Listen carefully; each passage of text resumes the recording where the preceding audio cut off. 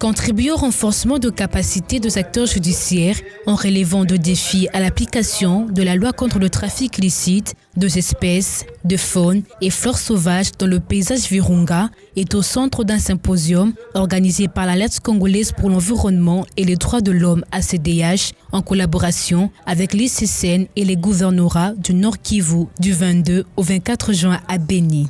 Les différentes parties prenantes ici rassemblées ont été sensibilisées surtout à agir contre les destructeurs de la faune et de la flore congolaise dans cette région. Elles se sont vues renforcées en capacité intellectuelle, aux techniques coopération sur la question de gestion des affaires relatives aux crimes contre l'environnement. L'objectif de ce symposium, c'était de renforcer leurs capacités sur le suivi et l'application des lois en matière de protection de la faune et flore sauvage dans les paysages Virunga, mais aussi mettre en place la possibilité de discuter, échanger et aussi se concerter par rapport à certains défis et certaines forces, faiblesses qui existent en matière de lutte contre le trafic illicite et l'exploitation de la faune et flore sauvage, y compris le braconnage dans le paysage Virunga, et au même moment dégager une feuille de route par rapport aux actions prioritaires, les recommandations qu'il faudra mettre en application pour créer une bonne relation, une bonne collaboration entre la faune et la flore et avec les autorités judiciaires. Le parc national de Virunga est à cause des exploitations illégales devenu une cible de groupes armés. Ces membres de la société civile environnementale lancent une sonnette d'alarme pour que les autorités pensent à pacifier la région afin de lutter contre le trafic illicite des espèces fauniques et floristiques sauvages. Pour la stabilisation, il faut passer par lutter contre les trafiquants illicites de nos faunes et flores sauvages dans la mesure où, si vous voulez, 100% des groupes armés qui pilulent dans le parc national de Virunga n'ont qu'un seul projet politique, le pillage des ressources, l'exploitation de nos richesses. Pour que nous puissions vaincre cette pratique, il faut que l'appareil judiciaire puisse se mobiliser contre ces pratiques et cette mobilisation doit être fondée sur la maîtrise des lois, le cadre légal national et international qui déjà à son article 53 de notre constitution donne devoir à tout Congolais de protéger l'environnement qu'il a. C'est un devoir que nous avons. La CDH suggère que la justice congolaise se serve de porte-voix de la nature, d'exprimer son dévouement à défendre l'environnement par des actes concrets pour ainsi contribuer à l'émergence du pays solution sur les enjeux climatiques. Les séances d'accompagnement des femmes autochtones pygmées vivant dans les paysages Virunga et Kahuzi-Biega dans le développement ne cessent de s'intensifier en République démocratique du Congo. Les foyers et développement pour les peuples pygmées et défavorisés a, dans le cadre de son programme, organisé des séances d'éducation environnementale et d'octroi de subventions en espèces auprès de ces communautés congolaises. Les séances vont se poursuivre au Sud Kivu où nous allons aussi former 50 autres femmes. Et donc c'est une façon pour nous d'encourager les femmes à développer, les femmes autochtones pygmées, à développer des activités génératrices de revenus qui peuvent servir de moyens de subsistance. Parce que si elles parviennent à bien gérer les petits capitaux qu'on leur donne, facilement, elles peuvent répondre ou subvenir aux besoins de leur famille. Les formateurs se sont fixés pour objectif d'aider les autochtones pygmées à avoir accès à l'éducation et à la santé, pour ainsi favoriser l'émancipation de leurs femmes longtemps négligées et marginalisées. Depuis longtemps, les peuples autochtones, notamment les femmes, mènent une vie de sédentarisation forcée qui remplace leur mode de vie nomade. Parce qu'ils ne peuvent plus appliquer le nomadisme, étant donné qu'il n'y a plus d'espace, ils ont perdu presque leur forêt, même la terre. Maintenant, FDAPID les accompagne dans ce nouveau mode de vie qui a de nouvelles exigences. Sous financement de l'USN et les partenaires appuient à la vision FDAPID, cette action rentre dans le cadre du programme Green Alliance Forest for a Future Just. Cet accompagnement est suivi d'octroi des moyens de subsistance aux femmes autochtones pygmées vivant dans les paysages Virunga et Kaouzi-Biega. Après avoir enregistré les plaintes des résidents le long de la route Ango au quartier Ville-Haute de la commune de Matadi dans le Congo central, l'Agence congolaise de l'environnement a effectué une inspection dans les installations de la société de transport Transgazelle. Cette société avait été accusée de polluer l'environnement avec la fumée et les odeurs nauséabondes des produits stockés dans leurs entrepôts. Le gouvernement de la République est déterminé à faire respecter ces engagements liés à la protection de l'environnement, à l'assainissement du milieu, à la question de la pollution. Donc la société Transgazelle a la responsabilité de pouvoir mettre de l'ordre dans ces installations pour que la population riveraine et ceux qui travaillent dans cette société soient protégés tel que exige la Constitution de la République et les lois de la République. En quoi les habitants de ces quartiers, la société avait décidé de brûler des aliments périmés pour bétail dans leurs entrepôts sans tenir compte de l'environnement et des riverains. Par conséquent, la présence de cette fumée toxique dégagée a multiplié la présence des charançons dans leurs maisons. La CE attend déployer son équipe d'experts pour évaluer les méfaits avant d'exiger une prise en charge des victimes. Pour le moment, nous avons fait le travail, nous avons fait une revue documentaire, nous avons compris ce que la société a et n'a pas, nous avons visité les installations, nous avons vu quelles peuvent être les irrégularités, des choses comme ça. Nous allons maintenant nous retirer pour faire le travail qui sera basé sur les recommandations.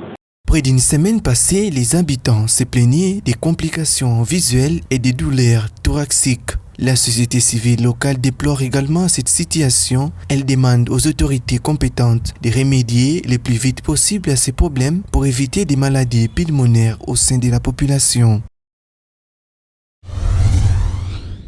Les bassins du Congo, longtemps considéré comme un écosystème épargné des menaces du changement climatique, s'illustre aujourd'hui par une grande vulnérabilité très variée, ceci à cause des activités anthropiques. C'est à ces termes que se résume l'ouvrage Nexus Climat aux migrations conflits dans les bassins du Congo. Le vernissage de cet ouvrage a été suivi des échanges de connaissances entre le professeur de l'université de Kinshasa en collaboration avec le centre de recherche en ressources en eau du bassin du Congo CREBAC et les participants venus des différentes universités ainsi que milliers professionnels.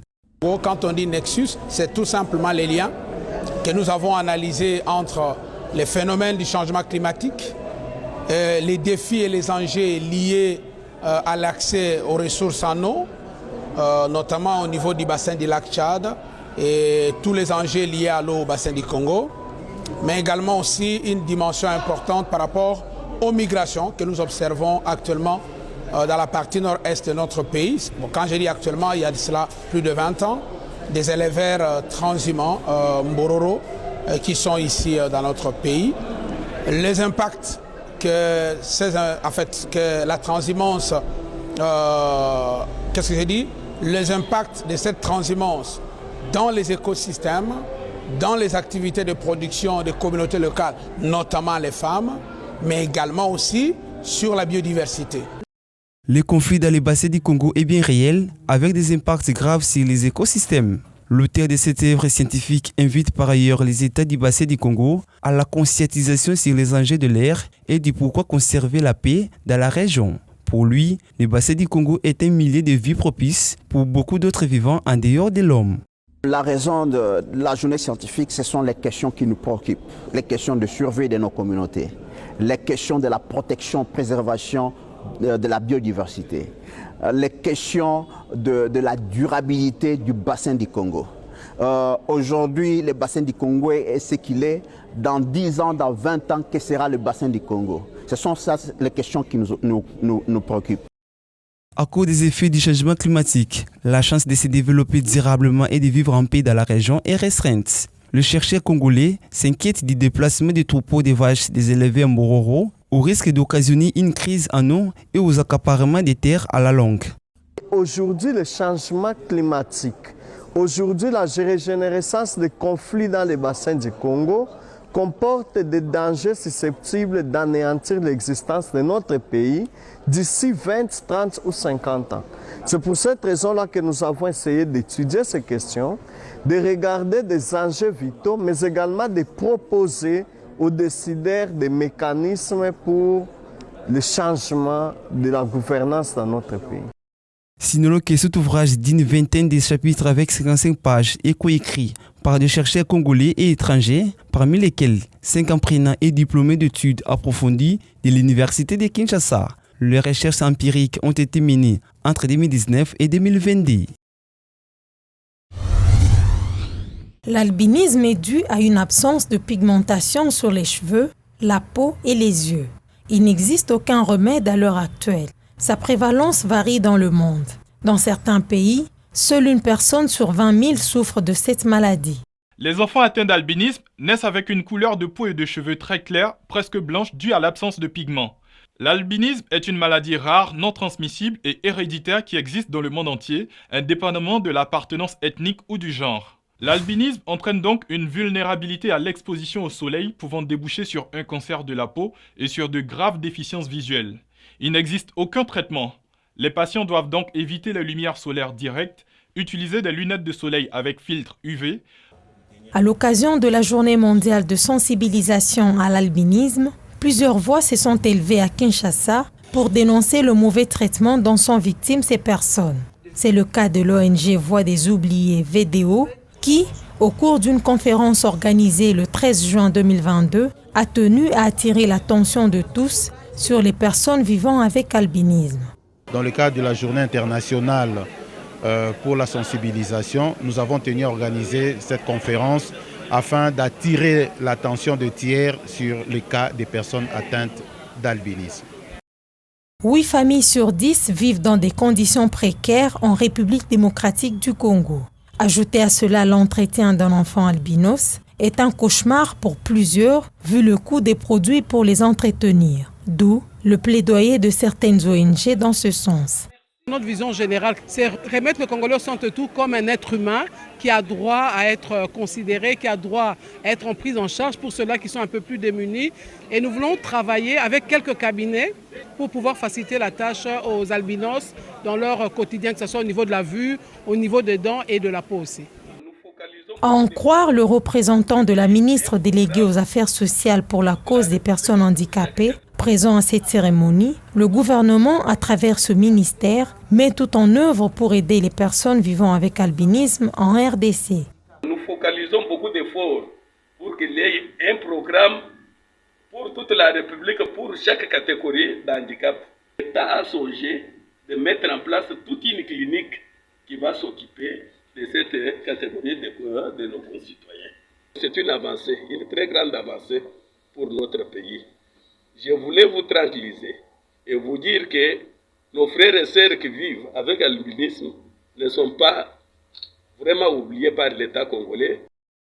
Les personnes vivant avec albinisme sont toujours marginalisées au point d'être tuées dans certains pays d'Afrique à cause des rituels dont elles sont victimes. Ceci a poussé certains d'entre eux à se battre pour leurs droits. C'est le cas de Maïté Matayo, présidente de l'ASBEL Un Pas Ensemble, qui milite pour l'intégration, l'adaptation et l'épanouissement de l'enfant albinos, chose qui lui a valu un diplôme.